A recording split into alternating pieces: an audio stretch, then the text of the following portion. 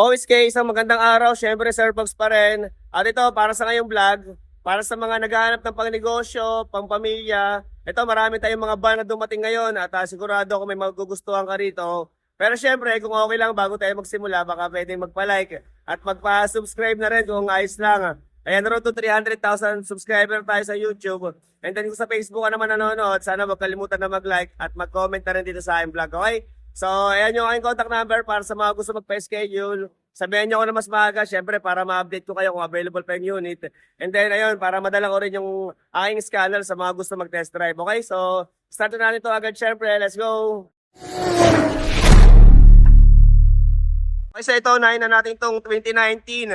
Yan, Toyota Hi-Ace, GL Grandia, manual transmission, kulay white, casa maintain with casa record. Ayan, 1,488,000 naman ang asking dito. 1,488,000. At ayun, basta nakapalo sa atin, nakasubscribe sa YouTube, kasama na rin transfer of ownership, and then kung paso na, libre na rin natin yung kanyang rehistro. Ayan, casa maintain with casa record. So ito, number 7 yung kanyang coding.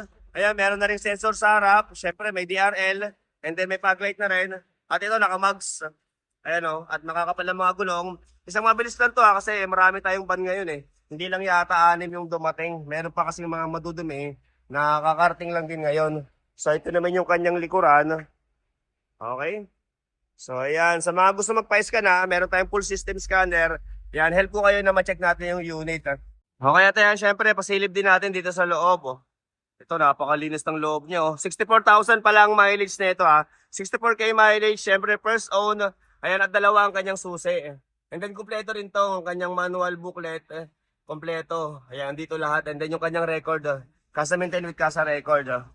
Okay, so ayan, ulitin ko. 2019 model, Toyota Hi-Ace, GL Grandia, manual transmission, kulay white, 64K plus mileage, casa maintain with casa record, first own. Ayan, 1,488,000 ang kanyang asking. 1,488,000. At syempre, negotiable upon viewing. Okay? So, next unit tayo. Okay, so ito, next unit natin, 2020 model, Toyota Hi-Ace, Super Grandia, Elite, top of the line, automatic transmission, kulay white, ayan, diesel engine, 72K mileage, casa maintain with casa record.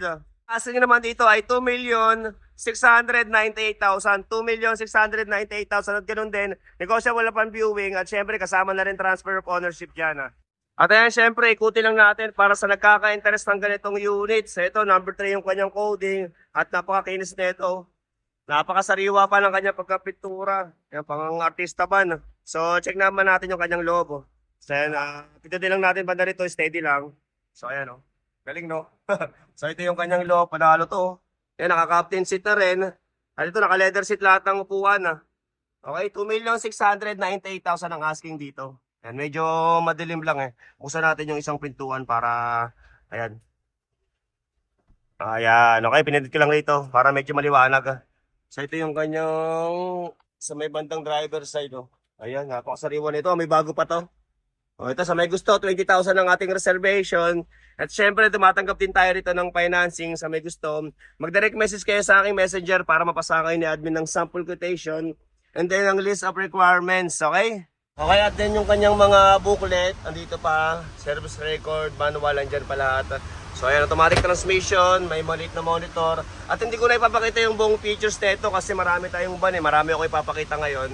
Baka magtagal tayo dito sa isang unit lang. Okay, so ayan, ulitin ko, 2020 model, Toyota Hi-Ace, Super Grandia, Elite. Ayan, top of the line, automatic transmission, kulay white, 72K plus mileage, casa maintain with casa record. Okay, first owner, all original. Ayan, 2,698,000 ang kanyang asking. 2,698,000 at negotiable upon viewing. Okay, at ito, next unit natin, 2018 Nissan NB350 Premium, automatic transmission, kulay white. Ayan, para sa naghahanap ng 15-seater na ganito. Okay, 1,228,000 ang asking. 1,228,000. Ayan, 2.5 turbo diesel, 35K mileage only, kulay white. Okay, sa may gusto na ito, syempre 20,000 ang ating reservation. At pwede rin tayo sa trade-in, pero syempre depende sa unit, okay? Sa mga gusto mag-trade, i-PM nyo lang ako sa messenger ko. Send nyo yung unit nyo and then details na sasakyan para may pasa ko kay bossing. Okay, so ikutin ko lang syempre para sa nagkaka-interest nito. 1,228,000 negotiable upon viewing at ganun din kasama na rin transfer of ownership. Ayan, syempre, silipin din natin yung kanyang loob. Ayan, tangkad na ito. Ito yung pwede kang tumayo sa loob eh. Ayan. So, ito yung kanyang loob. Ayan, sariwa rin to. Wala lang siyang leather seat pero syempre, para pang paganda dito kung gusto niyo to, sa mga gusto magpagawa ng German leather seat. Ayan, mag-direct message kayo sa Sarbag Seat Cover. Diyan na lang kayo magtanong ng design at price. Yan. Lagyan nyo ng leather seat yung mga kotse nyo para mas maganda tignan. And then para hindi mabaho kapag napapawisan. So ito 15-seater. Ito yung kanyang saktong mileage. No? 34,807 going to 35,000. Ito may maliit na monitor. So ayan. Okay. Okay, so ayan ulitin ko. 2018 model. Nissan NV350 Premium. Automatic transmission, ayan, going to 35k mileage, 15-seater, 2.5 turbo diesel, kulay white, 1,228,000 ang asking, 1,228,000, ayan, pa-schedule ka na para ma-check na natin itong unit na yan. Okay, ito, next unit natin, 2007 model, Toyota Hi-Ace Super Grandia, automatic transmission, kulay white, 140k plus mileage. Okay, 828,000 ang asking dito. 828,000 at ganoon din, negotiable upon viewing. Kasama na rin transfer of ownership. Ito kahit 2007 model siya, napakasariwa pa rin ng kanyang pagkapintura. Ayan, napaka-shiny pa. Okay, first owner din to at sa pang maganda rito, ito napakalinis pa ng kanyang loob. Kahit 140k plus mileage na, kita nyo, napakasariwa pa ng kanyang pagka-leather. Naka-captain seat na rin. Ayan, 828,000, Super Grandia. Automatic transmission. Okay, medyo madilim lang kasi biglang umulan eh. So ito naman yung kanyang driver side. So sana maninag yun, medyo madilim. Try ko nga buksan yung pintuan. Okay, so ayan. Binuksan ko na yung pintuan para medyo maliwanag. So ito naka-sidings din ng leather. 140,000 na ang kanyang tinakbo. Yan, naka-leather seat lahat ng upuan. Okay, so ayan, ulitin ko. 2007 model. Toyota Hi-Ace Super Grandia. Automatic transmission, kulay white, diesel engine, 140k plus mileage, 828,000 ang kanyang asking. 828,000. Okay, so next unit tayo. Okay, ito, next unit natin, 2022 model, Toyota Hi-Ace Commuter, 3.0, manual transmission, kulay silver. Ito, casa maintain din with casa record, 50k plus mileage. Okay, 1,098,000 naman ang asking, 1,098,000. Para sa 2022 model. Pero ito, na-vlog ko na to dati. Akala ko nakuha na, hindi pa pala. Tapos, so, hindi ko lang siya mapapakita yung loob dahil, ayan, day off nung may hawak ng susi.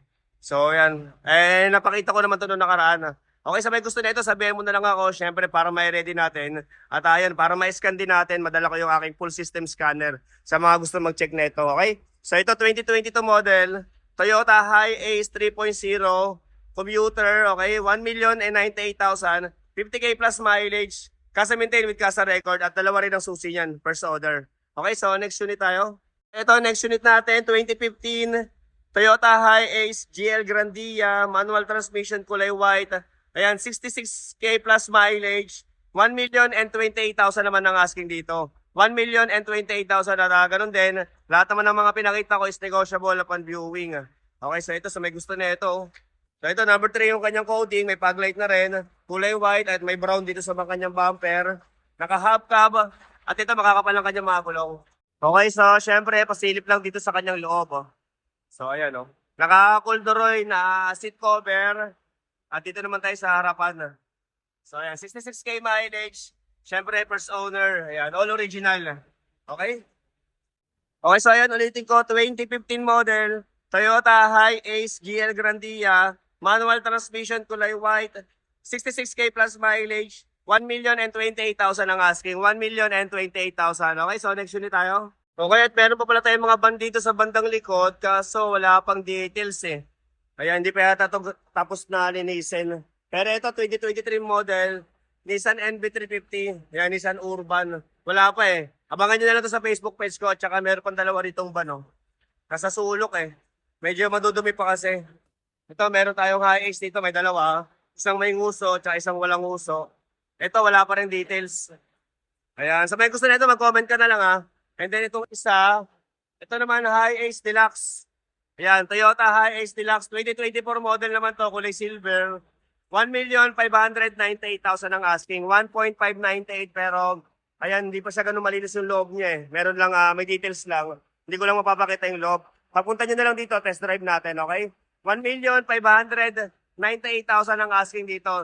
2024 model, Toyota Hiace Deluxe. Ayan, manual transmission. Meron pa pala banda itong Hiace, oh. Check natin yan. Okay, so ito, 1,598,000, 2024 model, Toyota Hiace Deluxe, ayan, manual transmission, okay? So, puntahan natin yung isa rito, kulay white naman to na Deluxe din. So, ayan o, 2375 yung kanyang plate number, ayan, Toyota Hiace, Commuter Deluxe. Check naman natin kung magkano to. Pero ito, malinis na siya, oh. Kaso, hindi ko na mapakita yung loob niya kasi, ayan, huwag ko na ipakita yung loob. Okay, so ito, 2024 model din, Toyota Hiace Deluxe, manual transmission. Medyo mas mura to ng 10K. Okay, ang asking dito ay ito. Yan, 1,588,000.